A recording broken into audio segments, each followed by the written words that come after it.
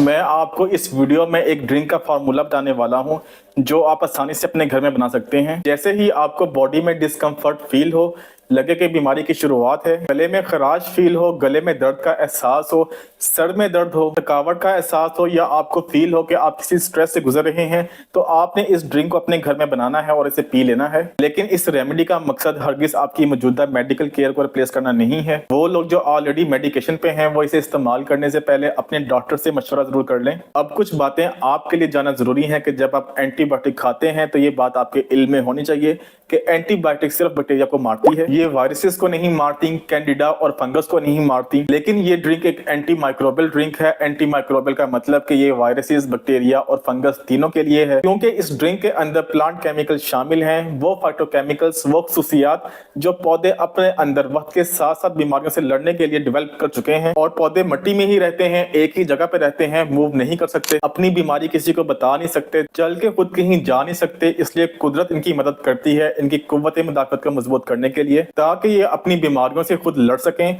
और fungus, viruses और कीड़े मकोड़ों के हमलों से महफूज रह सकें। तो हम जो करने जा रहे हैं वो ये है कि हम इन केमिकल्स को अपने फायदे के लिए इस्तेमाल करेंगे। तो ये ड्रिंक एंटी बैक्टीरियल भी है, एंटी वायरल भी है और एंटी पैरासिटिक भी है।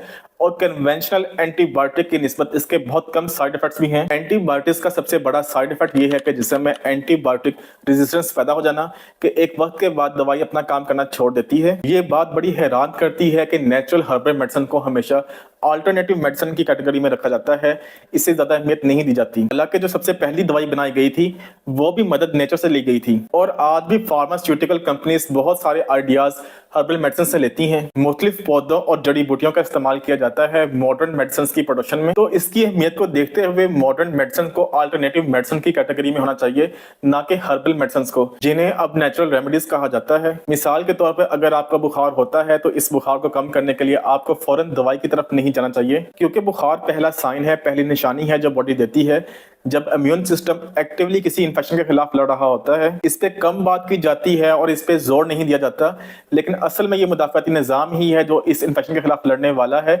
और इस बीमारी को रोकने वाला है। आप जो कर सकते हैं और जो सबसे बेहतर भी है वो ये है कि आप इन नेचुरल कंपाउंड्स को यूज करके अपने मुदाफाती निजाम को मजीद मजबूत बनाएं। आप ये बात नोट भी करेंगे, अगर आप बुखार कम करने के लिए कोई दवाई खाते हैं तो ये इन्फेक्शन ज्यादा देर तक आपकी बॉडी में स्टे करता है, फिर एक वक्त के बाद बड़ा मुश्किल हो जाता है इस मसले को हल करना। अब जो नेक्स्ट चीज है ये बहुत ज्यादा इंपॉर्टेंट है। अगर आप स्ट्रेस में हैं, जो कि बीमारी में होती है, क्योंकि ये स्ट्रेस ही है जो कि मुदाफाती निजाम को कमजोर करती है, जिसकी वजह से आप बीमार होते हैं, तो सबसे पहले आपने पूरी कोशिश करनी है इस स्ट्रेस से बाहर आने की, क्योंकि स्ट्रेस की वजह से बॉडी में कोर्टिसोल हार्मोन का लेवल बढ़ जाता है और जब कोर्टिसोल बढ़ता है तो बॉडी की बीमारी से लड़ने की ताकत मजीद कम हो जाती है, इम्यून सिस्टम फंक्शन नहीं कर पाता और इसका मतलब ये है कि अब ये बीमारी पैदा करने वाले बैक्टीरियाज, वायरसेस और दूसरे पैथोजन जिस्म पे बहुत आसानी से हमला कर सकते हैं। लिहाजा कोर्टिसोल और स्ट्रेस वाले मामले को पहले हल करना बहुत जरूरी है। तो इस ड्रिंक में हम जो चीजें इस्तेमाल करने जा रहे हैं, आप इन्हें ब्लेंड कर कर एक शीशे के जार में रखेंगे। शीशे का जार आप मार्केट से ले लें जिसकी लिड ऊपर से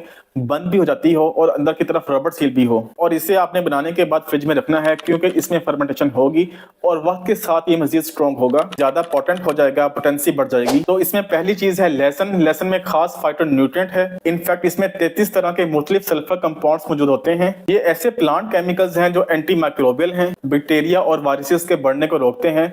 तो लहसुन सबसे इंपॉर्टेंट है। दूसरे नंबर पर हल्दी है। हल्दी में मौजूद करक्यूमिन इसे लहसुन के बाद दूसरे नंबर पर सबसे ज्यादा इंपॉर्टेंट बनाता है। और फिर इसमें शामिल है एप्पल साइडर विनेगर। बहुत कम इसमें इस्तेमाल करेंगे। एप्पल साइडर विनेगर चूंकि एसिडिक होता है तो ये सिस्टम को एसिडिफाई करने में हेल्प करता है। और एसिडिक एनवायरनमेंट फेगोसाइट्स का वो सेल जो बैक्टीरिया को खाते हैं इनका फेवरेट है। ये प्रॉपर फंक्शन कर पाते हैं एसिडिक एनवायरनमेंट में और इन्फेक्शन को कंट्रोल कर पाते हैं। तो आप इस एसिडिफिकेशन के जरिए इन सेल्स को स्टिमुलेट कर पाएंगे, इनके काम को आप आसान कर पाएंगे। और फिर है होल लेमन। छिलके के साथ अपने पूरे लेमन को ब्लेंड करना है। इस तरह करने से आप इससे सिंपल विटामिन की बजाय विटामिन सी कम्प्लेक्स ले पाएंगे, जो कि ज्यादा पोटेंट है और इसमें वो सब फ्लेवोनॉइड्स भी शामिल हैं जो कि इम्यून सिस्टम की मदद करते हैं। तो आपने पूरा लेमन इस्तेमाल करना है। अगले नंबर पर जो चीज है वो है खालिस कुदरती शहद। इसकी भी बहुत ज्यादा मिकदार नहीं चाहिए, थोड़ा सा चाहिए, क्योंकि शहद बहुत पावरफुल एंटी माइक्रोबियल है अब क्वांटिटी की बात करें तो 15 जवे लहसुन के लेके आप ब्लेंडर में डाल लें और फिर एक पूरा लीमू, बेहतर है कि आप देसी लीमू लें और इसे भी ब्लेंडर में डाल लें। 1 टेबलस्पून हल्दी आप इसमें डाल दें। ताज़ा हल्दी की अगर आप जड़ ले रहे हैं तो इसकी क्वांटिटी 1 टेबलस्पून के हिसाब से एडजस्ट कर लें। इसके साथ आप लेंगे अदरक, 100 ग्राम अदरक काफी है, इसे भी आप ब्लेंडर में डाल लें। ये अदरक की वजह से थोड़ा सा स्पाइसी हो सकता है।